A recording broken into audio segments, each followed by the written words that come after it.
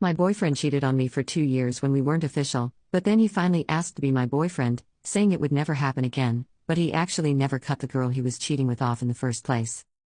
I, 28F, met my boyfriend, Jake, 29M, online. We hit it off immediately.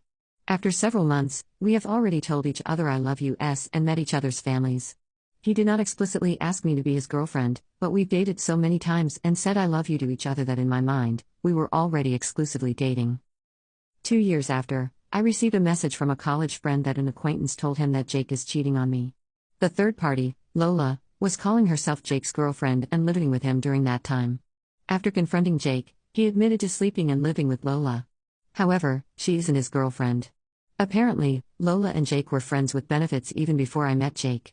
They had an arrangement where no one should catch feelings, but apparently Lola did. They lived together because of financial reasons.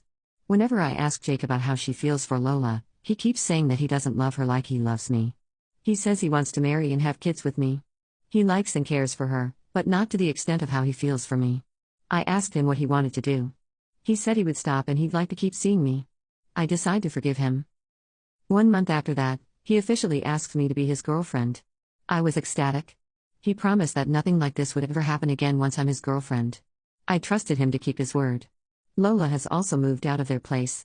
However, 1 month after that, I had to go abroad to study for a year. After the cheating stuff, of course it would take a huge toll on me. I bawled my eyes out at the airport, and for the first month abroad I kept to myself and cried every day. I wanted to believe, and I wanted to trust him that he would keep his promise, but it was difficult. Still, I trusted in him. It was excruciatingly painful to be in a long-distance relationship, especially after all that happened, but I kept myself going. I went back home for the holidays, and there was a night when I left my phone in the guest room where he was sleeping. The next day, he was gone. My phone was bombarded with nasty words from Jake. Apparently, he went through my phone, as well as my messages with my guy best friend, Brad.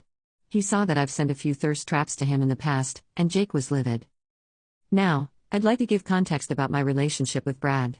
We've known each other before I've met Jake, and he was the first person I've felt really comfortable talking about all kinds of topics, including intimacy. I've always had guy friends ever since I was young, so having Brad as a friend was nothing new for me. I do have female friends that I'm close with, but during that period in time, my best girlfriend and I were busy with different things in college, so we weren't able to interact and talk a lot. Brad and I had a close bond, and we've talked about things like kinks, fantasies, things we looked forward to about smashing, etc. We were both Vs when we became friends, and eventually he lost his V while in a relationship with a girl, and I lost mine to Jake. However, I'd like to be transparent here that we've also talked about how if we were both still V card owners after a long time, we became too curious about it.